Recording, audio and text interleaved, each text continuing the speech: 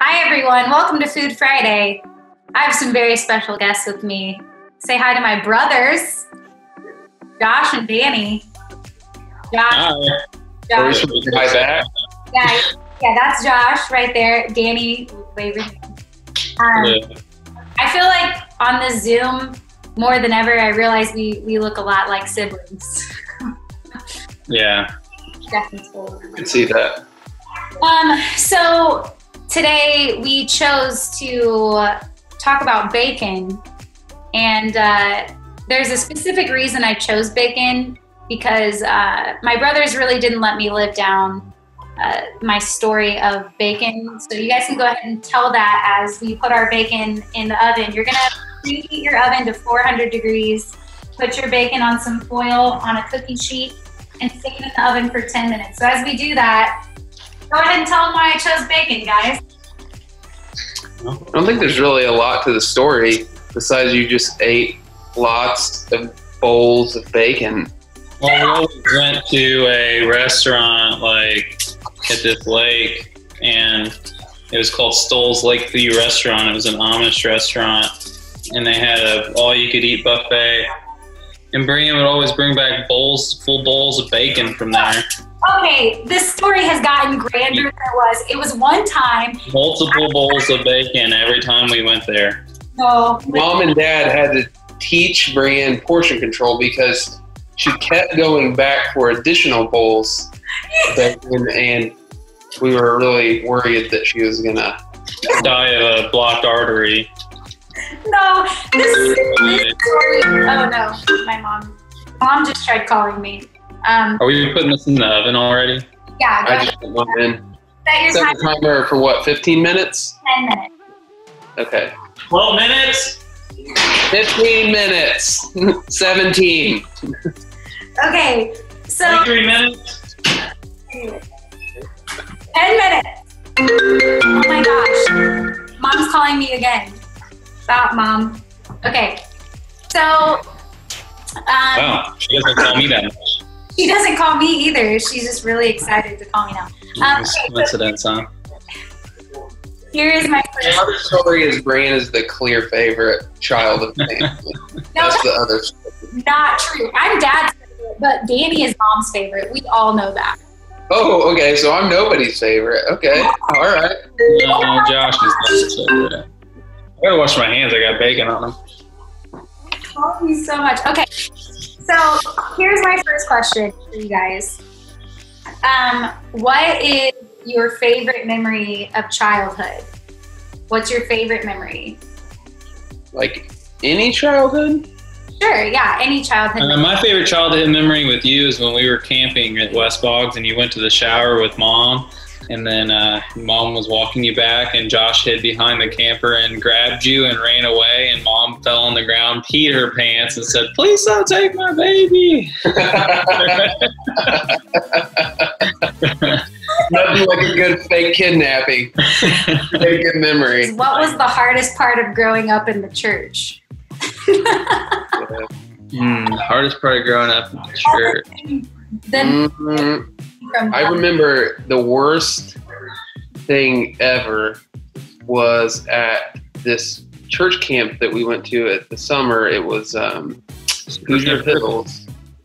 Oh, And the boys were not allowed to wear shorts, so I had to wear sweats in the middle of summer. And I remember we had this option to do like an archery thing, so we go back and we have these like bow and arrows, and it was like it had to be like 95 degrees out, and we're in the middle of this like grown up weed patch with mosquitoes everywhere, and I'm wearing these thick like cotton sweats, and I have never sweat that much in my entire life. It was terrible. kept the mosquitoes out though, so What's that? blessing in disguise. They kept the mosquitoes. Yeah. God gave me those sweats so I wouldn't get any mosquito bites on my legs.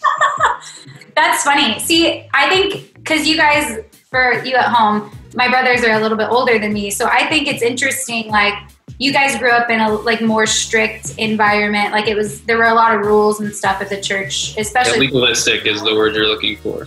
Yeah, legalistic is what it's known as. But hang on. Katie gave me one more memory of this that you guys have to hear. This is really funny. Okay.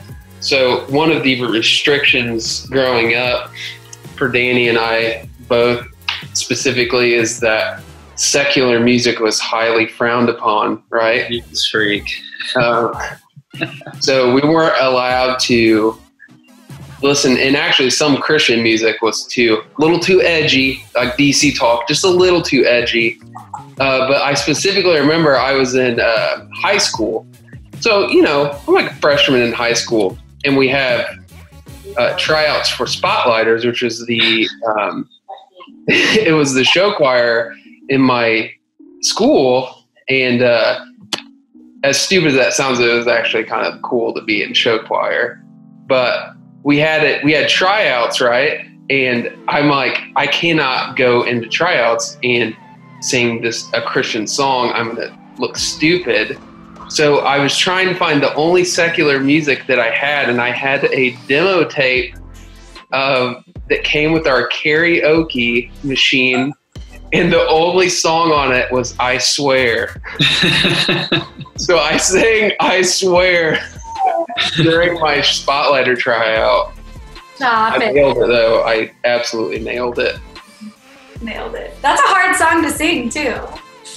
Oh my gosh. I love that. Yeah, I always joke about that. I actually have talked about that in sermons. Like, you guys kind of took a lot more of the legalistic side than I did. Like, you weren't allowed to listen to certain things. And I think that was just part of the culture. Like, the Christian culture when we were growing up was kind of like that. And it's evolved a lot, but, that was definitely a huge part of my faith journey, was having to kind of figure out all those things. Like, is it really wrong, and what's wrong about it, and why can't I listen to certain things or watch certain things?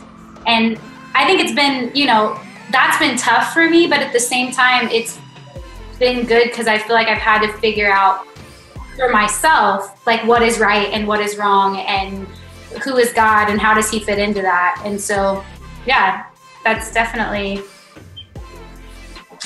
part of our growing up. I remember some of the stuff that, like, watching Ninja Turtles when we were a kid one time, and they cussed a few times at the beginning, and just like, nope, like, we're done, like, cut it off. So you didn't have that commonality with kids. Yeah, that movie was cool, and this was, this and that is just normal, was to be completely segregated from it a little bit. So I didn't really realize that until I was an adult, early adulthood, that I was it wasn't normal not to know about any of this, music or movies or just social things that, other kids knew about. So, yeah, that's really interesting. And I know there are a lot of students, even even in 2020, who deal with that kind of same feeling of they're missing out on culture. And it's more extreme now. Yeah. With the stuff that kids are exposed to, like Snapchat and all the stuff that wasn't a thing when we were kids. But my 10 minutes is up, by the way. Oh, nice. Okay, well, turn your oven off and leave it in there for 10 more minutes. There's been a power outage across the country at the same time. It's called power outage bacon. Well, it should be turn your oven off bacon. I have a problem with the name. Well, you would have that timer. My gosh. I always use Alexa, but I felt like using that. Okay. All right. No, I think though, what I try to remember is I tell students, have patience with your parents, because they're trying to do the best that they can, they might keep you from stuff that frustrates you, and it might cause you to just be frustrated sometimes, but be patient with your parents. There's not a great guidebook that they get when you're born and hey, here are all the decisions you need to make. And so be patient with them and have conversations. I think that that's one thing that by the time I came around, you guys had kind of paved the path for me a little bit, and I was able to have more conversations and some more freedom. And so I think that, yeah, it's something that we all have to deal with at some level, probably, being protected from certain things and kept from certain things, whether that's just because your parents are protective or they tie it to Christianity or whatever it is. We all have to deal with that. So be patient and know that they're doing it because they love you. That's why they're doing it, even if sometimes you don't agree with it. Maybe you want to agree with it when you get older, but that's okay, you know? Yeah, you realize it more as you have kids. Like, I don't know. It's a hard balance with, 9 and a 7-year-old or whatever. Like, what do you let them watch and things? Like, even watching something like The Office that's pretty benign, like, I don't think much of it. But then when your 7-year-old is down there, it's like, oh, I don't know, like, how much they can, like, understand or not right now. Without it really affecting them negatively. Yeah. Right. And that's the balance, even as, you guys are in middle school and high school, like, there's a certain level of you need to, and even as adults, I think we got to protect what we put into our mind and what we watch and listen to, because it really does seep into who you are. And so it's finding a balance, though. It really is finding a balance, and it's hard. It's a hard thing. Oh man, deep conversations, guys. It's good. Here's my next question.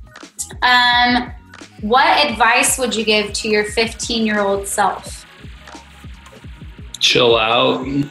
Like, I was too uptight about things. I think it was part of like what you talked about, and I ostracized myself a little bit, like understanding, it's just things that I've learned as I've gotten older, like what is and is not important, So I think like being like really rule oriented growing up, I was really focused on rules. So when I had friends that did things that I didn't agree with, I would just like I feel like almost make them feel bad about it. And so like I lost out on some relationships that I wish I hadn't. And I've gained a lot of those back as I've gotten older. But like I missed a lot of years with like good friends because, good, bad, or indifferent. Like I was a little too uptight for a while, but I think some of that comes with time and just wisdom for me, because as much as I say that, like, I'm grateful I didn't go the other way. Like, I'm grateful I didn't like, oh yeah, I had a kid at 17 and like, I was addicted to this, that, and the other because I was, started drinking real heavy and things and when I was young, but I was almost the other way. I just wish I would have had a little more balance maybe, through those years, to just be more like understanding of other people and, that everyone's going to have their own paths to, find out who they are or whatever. Yeah, the balance between like making people feel lesser than and like they don't belong with you, and not giving in to everything that they're doing either. Like it's right. It took a while for me to like find center, I think, off of that, and kind of understand what was or wasn't important or a big deal to me.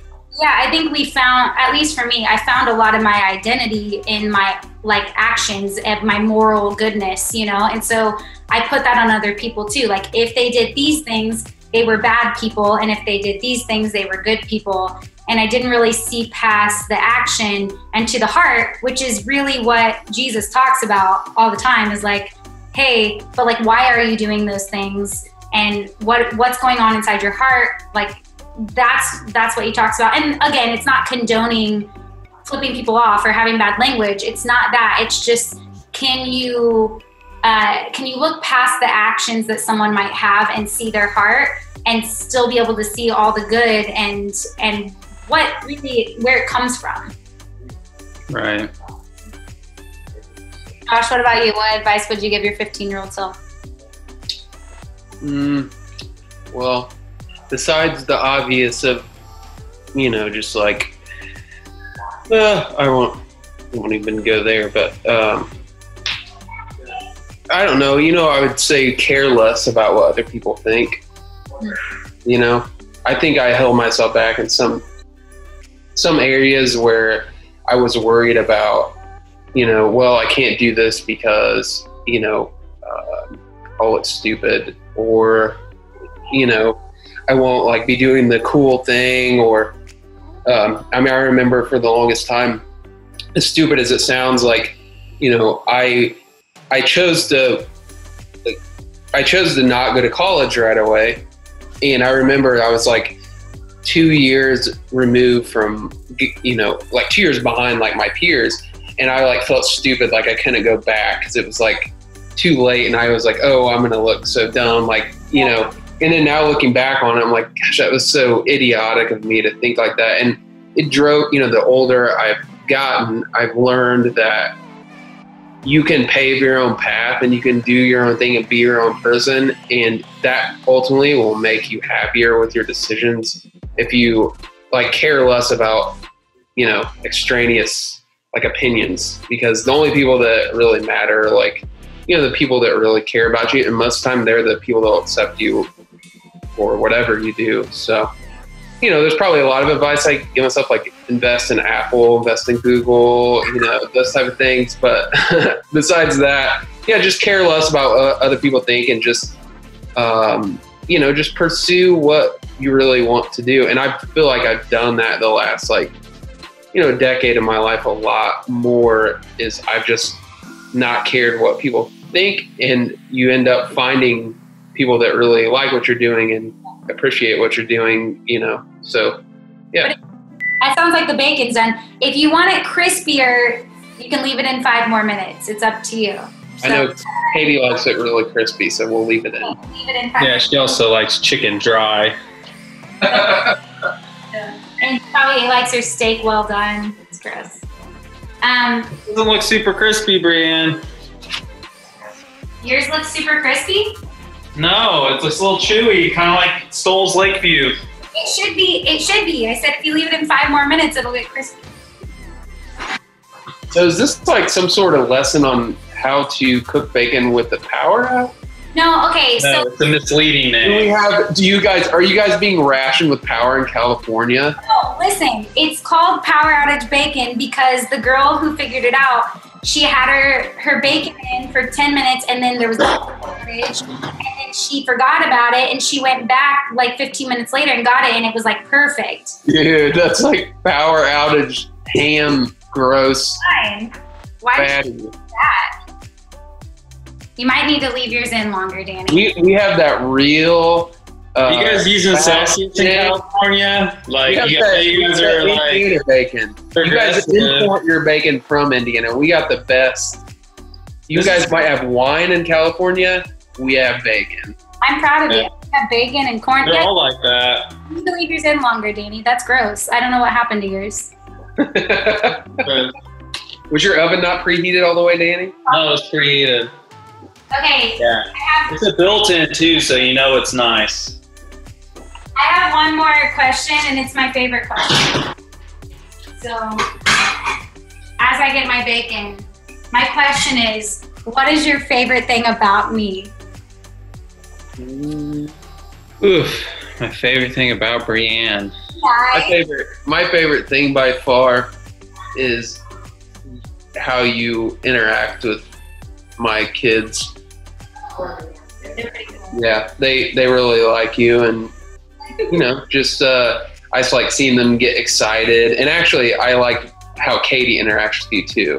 Just that you're a friend to Katie, and that you're a good, you know, aunt to my kids. Like, yeah, I really appreciate that about you. So, Well, thanks, Josh. You have a. Tell me what's great about me. I used to like your hair before you chopped your bangs up. I'm not sure what you got going on. Brianne always goes back to the bangs, though. She's always like, she always goes back to the homemade bangs. Homemade? What's that? It looks like you took like a pair of like, you know, the real Whiskers. short, cheap scissors. Whiskers. Like,